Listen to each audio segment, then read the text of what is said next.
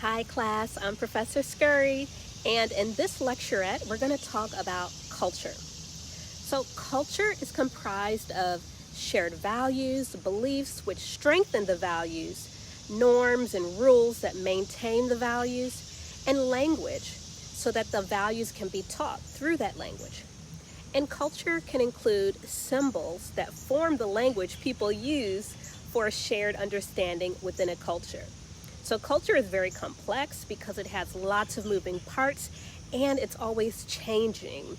It's influenced by so many things. It's influenced and reinforced. So culture, it's very interesting. Culture, though, can also be viewed as an umbrella term for many aspects of society that include behavior, religion, customs, habits, and the lens in which a group of people view the world they are a part of. The expectations for behavior are often influenced by one's culture. So culture is more than, just the geographic area you live in. It can also be a part of the activities and groups that you're a part of. For example, sports such as martial arts. They have a culture of extreme courtesy. People are bowing to each other before they even start to go at it.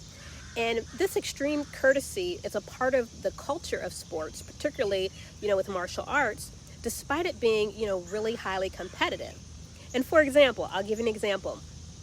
In 2016, during an MMA fight, it was in Germany, this one fighter, he dislocated his shoulder. But then shortly thereafter, his opponent went to him and popped his arm right back into place. And you'll find a video of this extreme courtesy in my YouTube channel for this class. It'll be under liked videos, okay? And then another example, I saw some social media memes and they had pictures of girls walking to their school bus wearing platform heels and tights and a short skirt. And the caption under that photo said, and I quote, it said, "The reason why we need dress codes in school." So if you think about that, this meme about the reason why we need dress codes in school, it's an example of society reinforcing expectations from the dominant culture. And in that example, the expectation is you don't go to school with platforms, tights, and a short skirt. You wear something that, is not that, And it's also interesting that the meme focused on a girl, whereas you may have seen in social media and in the news that many times dress codes unfairly target girls and not boys. So that's another thing. And a part of culture is how we view the genders and lack thereof and all of that. So as we reflect on what culture is and how it's influenced and how it influences our daily lives, let's consider these following questions. Let's think about, how does a culture view marriage? Is a marriage something that people decide who their partner is on their own, or is it arranged? Or does it involve more than one person you're getting married to? How does a culture view marriage? How does a particular culture view education? Is it important, or is it just a nice to have, but not necessary? Is education actually viewed as harmful? There's some cultures where they only homeschool. They don't put them out into the public school. So think about that. And how does a culture view the role of religion, sexuality, and their relationship with animals? And I mention animals because, for example, in India, cows are considered sacred. Cows are sacred. Yet in the United States, in contrast, many people eat cows. And they not only eat cows, but cows and other animals are often inhumanely treated and abused before they're slaughtered for food. So think about that. And, think about, are women and girls allowed and encouraged to play sports in a certain culture? And what does that say about a culture where sports are reserved only for men and boys, for example?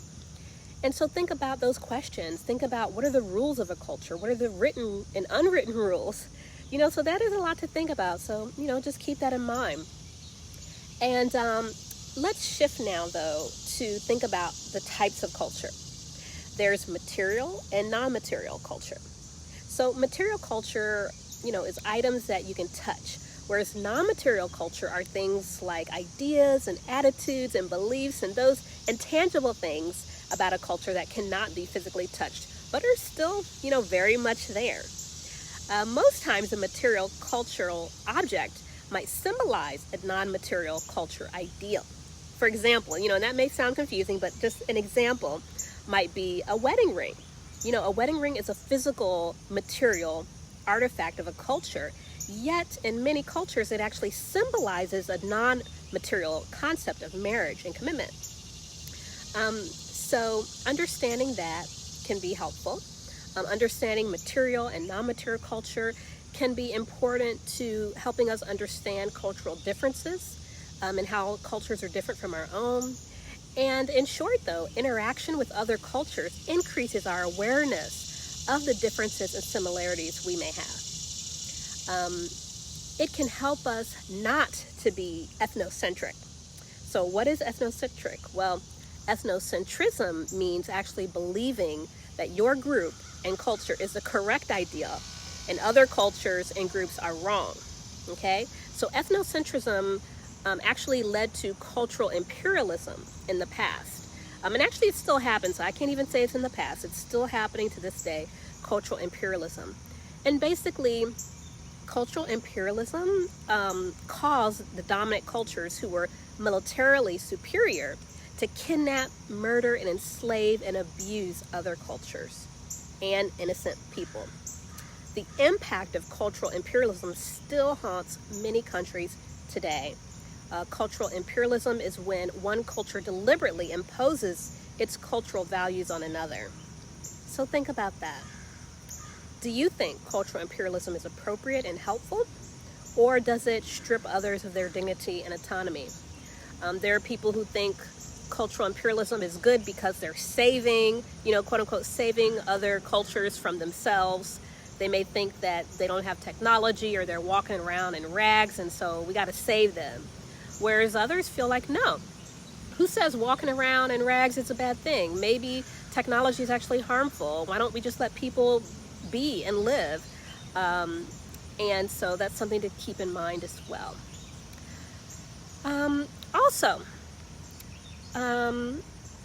As we learn to develop our sociological perspective, we really want to keep a healthy and honest understanding of our own culture and others. We really need to be aware of our own cultural biases and study our society and others with a really critical eye. And so that said, let's talk about language for a moment. Language is a non-material part of culture because you can't really touch it. You can't touch language, but it's there. In some cultures and languages, a single word can mean different things. For example, in the United States, a biscuit is a round cake of bread, but a biscuit in Britain is what we might call a cookie in the United States.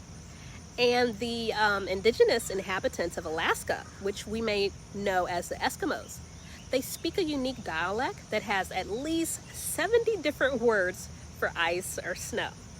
So this means that in their culture, there are 70 different types of snow. And, that makes sense because being that they're in Alaska with a lot of snow, it's understandable why they would have so many words for something that is such an integral part of their daily lives. And now let's think about Japan. In Japan, there's a word called karoshi, which literally means death by overwork. There's no equivalent word for this in English, but in the Japanese work culture, death by overwork occurs so frequently that there's a word for it, okay? So also, another example is in Germany, there's a word called schadenfreude.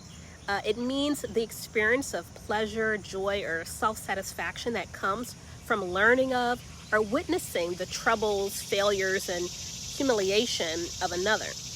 Now again, there is no direct translation of this word in English. These words are culturally based, okay? So I find that very interesting, but this is what we mean by language and culture. So to close, always keep in mind the three major sociological perspectives when thinking critically about culture and other sociological ideals, okay? These are the functionalist, conflict, and symbolic interactionism perspectives. So symbolic interactionism, which is developed by Herbert Blumer, that's more of an approach used to analyze human interactions by focusing on the meanings that individuals assign to things in the world around them, including words and objects. And then we have conflict theory, which was first developed by Karl Marx.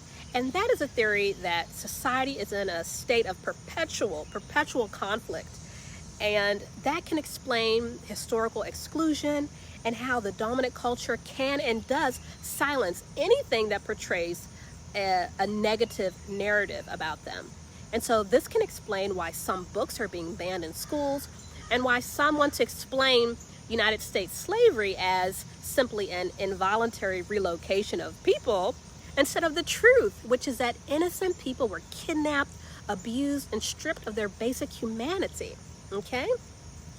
So also, here's another example. In South Korea, they burned Japanese textbooks and they protested because in South Korea, they felt that the Japanese textbooks watered down the brutality of the Japanese occupation during the Korean War. They were like, this is completely watered down. They did more than that. They were completely brutal. They tortured people. They had, it was just really bad. And the Japanese textbooks just totally watered over it. And the South Korean people were furious. They were burning the textbooks. And so that's an example of historical exclusion, where that dominant culture in Japan was watering down its own history that they knew was true, but they didn't want to highlight it, okay? They didn't want the next generation to know that they had been so brutal. So that's an example with conflict theory. Now, if we think about functionalist theory, which is developed by Talcott Parsons, on the other hand, this theory, functionalist theory, is based on the premise that all aspects of society, institutions, roles, norms, etc., serve a purpose, and that all are indispensable for the long-term survival of the society. Okay? So that's a lot to think about today, but we're gonna, dive more into this as a group. So let's keep all of this in mind and let's sharpen our sociological perspective and let's think critically about ourselves and the world in which we are a part. Take care, class. See you soon.